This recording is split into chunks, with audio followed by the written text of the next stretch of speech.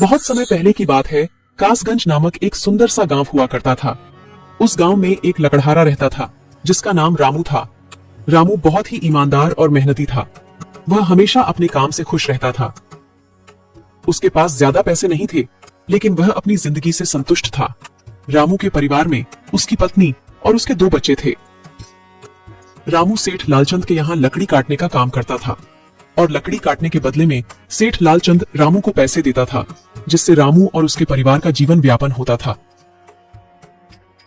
सुमन, मैं काम पर जा रहा हूँ। आज बहुत देर हो गया है, तो तुम बच्चों को स्कूल छोड़ाना। जी, स्कूल तो मैं छोड़ आऊंगी, लेकिन मोनू और चिंकी पिछले 2 दिन से कह रहे हैं कि उनके स्कूल की टीचर स्कूल की फीस मंगा रही है।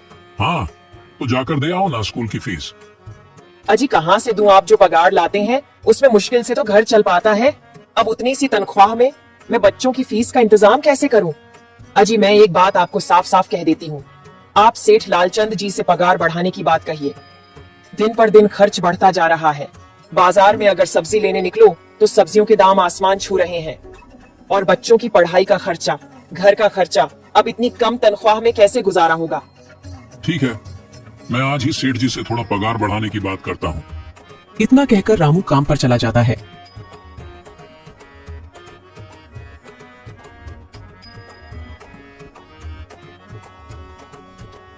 अरे भाई, आज तो पगार का दिन है। देखो, अब यह सेठ लालचंद कोई ना कोई लोचा जरूर करेगा। हमेशा कोई ना कोई बहाना बनाकर पगार कम कर देता है। और अगली बार तो मेरी आधी पगार काट ली थी, यह कहकर कि जो मैंने लालचंद जी से 200 रुपए उधार लिए थे, उसका ब्याज बढ़कर 1000 रुपए हो गया है। इसलिए मैं तुम्हारी पगार में से 1000 रुपए काट रहा हूँ। हाँ हरिया भाई, तुम एकदम ठीक कह रहे हो। ये सेठ लालचंद ना एक नंबर का चालाक और लालची इंसान है। एक तो दुगुना काम ले लेता है और बदले में पैसे भी पूरे नहीं देता। हाँ भाई, मेरे भी अगली बार सेठ लालचंद ने पगार काट लिए थे। मैंने बस 2 छुट्टी ली थी जब मेरी बिटिया बहुत बीमार थी, और इस लालचंद ने इस बात का फायदा उठाकर मेरी पूरी आधी पगार काट ली।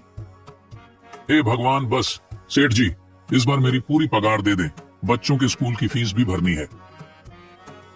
ऐसे सभी लकड़हारे अपने काम पर लग जाते हैं। काम करने के बाद सेठ लालचंद के पास जाते हैं। सेठ जी, महीना पूरा हो गया है, हमें हमारी तनख्वाह दे दीजिए। देखो भाइयों, अभी मेरे पास तुम्हें देने के लिए पैसे नहीं है। अभी माल नहीं बिका है, सारा माल गोदाम में ही पड़ा हुआ है। कल या परसों तक तुम्हें तुम्हारी तनख्वाह मिल जाएगी।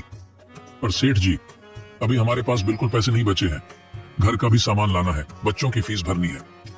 अरे मैंने कहा तो सही, 1-2 दिन और रुक जाओ, कल या परसों तक पैसे मिल जाएंगे। अभी मेरे पास पैसे नहीं है। सभी लकड़हारे निराश मन से अपने अपने घर आ जाते हैं। अजी क्या हुआ? इस बार कितना पगार मिला है? सुमन, अभी कोई पगार नहीं मिला। सेठ जी ने कहा है कि 1-2 दिन में पगार मिल जाएगा। पगार नहीं मिला? आपको तो पता है ना, बच्चों की फीस भरनी है।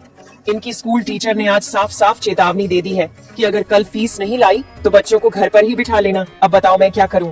मैं क्या करूं सुमन, ये सेठ जी समय पर कभी पैसे देते ही नहीं है। अब तो बस हम इंतजार के सिवा और कुछ नहीं कर सकते। 1-2 दिन की बात है, देख लेते हैं। ऐसे ही 2 दिन गुजर जाते हैं। 2 दिन बाद सेठ लालचंद सबको पगार देता है। अरे हरिया, ये ले अपनी इस महीने की पगार। सेठ जी, यह तो बस 2000 है। मैंने तो इस महीने 3000 तक का काम किया है। हाँ, काम तो किया है, लेकिन तूने 1-1 घंटे आराम भी तो किया है। ये पैसे उसी आराम के काटे हैं। पर सेठ जी, आपने तो कहा था 8 घंटे काम के महीने में 3000 मिलेंगे, और मैंने तो 8 घंटे काम किया और 1 घंटे आराम। देख हरिया, मुझे ज्यादा हिसाब किताब ना समझा। ये 2000 रख, अगर चाहिए तो, और अगर नहीं चाहिए तो कहीं और काम ढूंढ ले। बेचारे हरिया के पास उन पैसे को लेने के सिवाय और कोई रास्ता नहीं था। हरिया चुपचाप वह पैसे रख लेता है। रामू, ये लो तुम्हारे 2500 रुपए। पर सेठ जी, 2500 क्यों? मेरे तो पूरे 3000 बनते हैं ना। मैंने तो कोई छुट्टी भी नहीं की और ना ही कोई आराम। मैंने तो अपना सारा काम समय पर किया है। हाँ, समय पर तो किया है, पर इस समय बाजार में लकड़ियों का दाम काफी सस्ता हो गया है। इस वजह से अभी तुम्हें भी पगार कम ही मिलेगी जब तक लकड़ियों का दाम नहीं बढ़ता। पर सेठ जी, बात तो 3000 की हुई थी ना। अब 2500 में मैं कैसे घर चलाऊंगा? बच्चों की स्कूल की फीस भी भरनी है। सेठ जी, इस बार आप पूरे पैसे दे दीजिए। 2500 ही मिलेंगे तुझे। यहाँ काम करना है तो कर, वरना कहीं और काम ढूंढ ले। बेचारे हरिया के पास उन पैसे को लेने के सिवाय और कोई रास्ता नहीं था।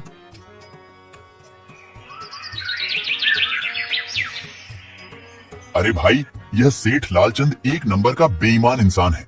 सारे पैसे अपने जेब में भर लेता है और बहाने बनाता है कि लकड़ियों के दाम सस्ते हो गए हैं। देख लेना, हम गरीबों की किसी न किसी दिन इसे जरूर हाय लगेगी। नहीं हरिया, ऐसे नहीं कहते। वह हमारे अन्नदाता है। आखिर उन्हीं के वजह से तो हमारा घर चल रहा है। अरे काहे का अन्नदाता? काम के पूरे पैसे तो देता नहीं है। पूरे महीने मेहनत करके भी क्या मिलते हैं? बस ये 2000 रुपए। इसमें घर खर्च कैसे चलाएं? ऐसे तो हम कभी तरक्की नहीं कर पाएंगे। और हम कर भी क्या सकते हैं हरिया? हमें लकड़ी काटने की सिवा और कोई काम कहाँ आता है? और कोई काम खोलना भी चाहे तो उसके लिए हमारे पास इतने पैसे कहाँ हैं?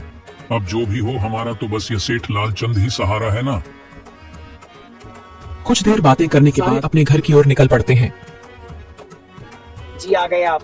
कितनी पगार मिला है? सुमन, इस बार सेठ जी ने बस 2500 रुपए ही दिए हैं। बस 2000? इतने में कैसे घर चलाएंगे? बच्चों की फीस में ही 1000 रुपए निकल जाएंगे। फिर 1500 में क्या क्या करेंगे? अब मैं क्या कहूँ सुमन, अब तुम्हें इसी में ही गुजारा करना होगा। तुम सबसे पहले बच्चों की फीस भर देना, इसके बाद बाकी का मैं देखता हूँ। अजी आप क्या देख लोगे? सेठ जी से पूरे पैसे तो मांगे नहीं गए आपसे? नहीं सुमन, मैंने सेठ जी से पैसों के लिए कहा था, पर सेठ जी ने साफ इनकार कर दिया और कहा, यह लेना है तो लो, वरना कहीं और काम ढूंढ सकते हो। मैं सोच रहा हूं कि लकड़ी काटने के बाद मैं कहीं और भी काम ढूंढ लूं। सेठ जी के यहाँ से काम करने के बाद मैं दूसरी जगह पर काम किया करूंगा, इससे कुछ ज्यादा आमदनी हो जाएगी। आज ही मैं सेठ जी के यहाँ पर काम करने के बाद और भी जगह काम ढूंढने जाऊंगा। इतना कहकर रामू काम पर निकल जाता है और जैसा कि रामू ने कहा था, वह लालचंद के यहाँ काम करने के बाद काम की तलाश में निकल जाता है। रामू पूरे गांव में काम ढूंढता है, दुकानों दुकानों पर जाकर लोगों से काम मांगता है, मगर हर जगह रामू को केवल निराशा ही हाथ लगती है। अंत में थक हार कर रामू वापस जाने लगता है। तभी वह देखता है कि अचानक बहुत सारे भैंसों का झुंड उसकी तरफ दौड़े आ रहा है। यह देखकर रामू बहुत डर जाता है। वह इधर उधर देखता है तो उसे एक गुफा दिखती है और वह गुफा में जाकर छुप जाता है। जब भैंसों का झुंड वहां से निकल जाता है तब रामू की जान में जान आती है। हे भगवान, आज तो बाल बाल बच गया मैं, वरना आज तो मैं इन भैंसों के पैरों तलों तो कुचला ही जाता। पर यह मैं कहाँ आ गया? रामू यह सब सोच ही रहा था कि तभी उसकी नजर गुफा में रखी एक टोकरी पर जाती है। रामू उस टोकरी के पास जाता है। ये कैसी गुफा है? ये कैसी टोकरी यहाँ पड़ी है? इसे मैं घर ले जाता हूँ, सामान रखने के काम आ जाएगी। रामू जैसे ही उस टोकरी को हाथ लगाता है, गुफा में से एक आवाज आती है, रुक जाओ, इसे छूने की कोशिश मत करो। यह आवाज सुनकर रामू एकदम पीछे हट जाता है। तभी गुफा में एक जिन्न प्रकट हो जाता है और वह रामू से कहता है, कौन हो तुम और मेरी गुफा में क्या कर रहे हो? मुझे माफ करना, आप जो भी हो। कुछ भैंसों का झुंड मेरे पीछे पड़ गया था और उनसे बचने के लिए मैं इस गुफा में आकर छिप गया और फिर मेरी नजर इस टोकरी पर गई। माफ कीजिए, मुझे लगा यहाँ कोई नहीं है तो यह टोकरी किसी की नहीं होगी, इसलिए मैंने इसे छुआ। रामू, तुम्हें डरने की जरूरत नहीं है। मैं तुम्हारे बारे में सब जानता हूँ। मेरी नजर एक बार भी जिस पर पड़ जाती है, मैं उसका इतिहास अपनी खुली आंखों से देख सकता हूँ। पर आप है कौन और आप इतने विचित्र क्यों दिखाई पड़ रहे हैं? आप अपना परिचय दीजिए। कौन है आप? मैं एक जिन हूँ और मैं कई सालों से इस गुफा की रक्षा कर रहा हूँ। यह गुफा मेरे पूर्वजों की है। इस गुफा में केवल वही इंसान घुस सकता है जिसका मन बिल्कुल पवित्र हो। अगर तुम अपवित्र होते तो तुम इस गुफा में कभी नहीं घुस पाते। तुम एक सच्चे इंसान हो, इसलिए तुम इस गुफा में घुस पाए और इस टोकरी को छू पाए। अब तुमने इस टोकरी को छुआ है तो यह टोकरी तुम्हारी हुई। नहीं, मुझे ये टोकरी नहीं चाहिए, मैं तो बस देख रहा था। डरो मत रामू, तुम ये टोकरी ले जाओ। ये कोई साधारण टोकरी नहीं है, बल्कि यह जादुई टोकरी है। जादुई टोकरी? क्या ये वही जादुई टोकरी है जिसके बारे में हमारी दादी कहानी सुनाई करती थी कि किसी गांव में एक जादुई टोकरी हुआ करती थी और वह सबकी इच्छाएं पूरी करती थी? हाँ रामू, ये वही जादुई टोकरी है। अब तुम इस टोकरी के मालिक हो। तुम इसके इस्तेमाल से अपनी स्थिति सुधार सकते हो, पर याद रखना, तुम जो भी वस्तु इस टोकरी में एक बार डालोगे, वह चीज ही तुम्हें बार बार इस टोकरी में डालनी होगी। इसके अलावा तुम और दूसरी कोई चीज इस टोकरी में नहीं डाल सकते। अगर तुमने ऐसा किया तो इसका परिणाम तुम्हें ही भुगतना होगा। मेरी इस बात को हमेशा ध्यान में रखना और सोच समझकर बिना लालच किए इस टोकरी में वह ही सामान रखना जिसकी तुम्हें जरूरत हो। रामू टोकरी को लेकर घर आ जाता है। सुमन, ये देखो, ये मैं क्या लेकर आया हूँ। क्या लाए हो आप? बस ये एक टोकरी। सबसे पहले ये बताइए, आप तो काम की तलाश में गए थे ना, तो कोई दूसरा काम मिला कि नहीं? नहीं, अरे सुमन, मेरी पूरी बात तो सुनो। ये कोई ऐसी वैसी टोकरी नहीं है, बल्कि ये एक जादुई टोकरी है। रामू सुमन को वह सारी घटना के बारे में बताता है जो उसके साथ हुई। अच्छा, तो आपका कहने का मतलब है कि इस टोकरी में हमें कोई ऐसी चीज डालनी होगी जिसकी हमें सबसे ज्यादा जरूरत हो। हाँ सुमन, हमें सोच समझकर ही इसमें कोई चीज डालनी होगी। रामू थोड़ी देर सोचता है, फिर उसका ध्यान उन लकड़ियों पर जाता है जो एक बार उसने सुमन को रखने को दी थी। सुमन, तुम्हें याद है, एक बार मैं जंगलों में लकड़ियां काटने गया था तो मुझे एक चंदन की लकड़ी मिली थी और वह मैंने तुम्हें लाकर दे दी थी। हाँ, दी तो थी। तो तुम उस लकड़ी को ले आओ, हम उस चंदन की लकड़ी को ही इसमें डालेंगे और उस लकड़ी से अपना एक व्यापार शुरू करेंगे। सुमन चंदन की लकड़ी को ले आती है और उसे टोकरी में डाल देती है। वह जैसे ही चंदन की लकड़ी उस टोकरी में डालते हैं, उसमें कई सारी लकड़ियां आ जाती हैं। अरे वह ये तो चमत्कार ही हो गया। ये देखिए कितनी सारी चंदन की लकड़ियां हो गई। अगर आप इसको बेचेंगे तो इससे काफी अच्छे पैसे मिलेंगे। हाँ राधा, मैं कल सुबह बाजार जाकर इनको बेच आऊंगा और जो पैसे मिलेंगे उससे हम अपने मोनू और चिंकी के स्कूल की फीस भर देंगे और बाकी बचे पैसों को संभाल कर रख लेंगे। अगले दिन रामू लालचंद सेठ के यहाँ काम पर ना जाकर चंदन की लकड़ियों को बेचने के लिए बाजार की ओर निकल पड़ता है। वहाँ पर रामू चंदन की लकड़ियों को बहुत ही कम दामों में बेचा, जिसकी वजह से आम लोगों के साथ साथ बड़े व्यापारियों ने भी रामू से चंदन की लकड़ियां खरीदी। लकड़ियों को बेचकर रामू को काफी अच्छे पैसे मिले। पैसों को लेकर चंदन घर आ जाता है। ये देखो सुमन, उन लकड़ियों को बेचकर मुझे कितने सारे पैसे मिले हैं।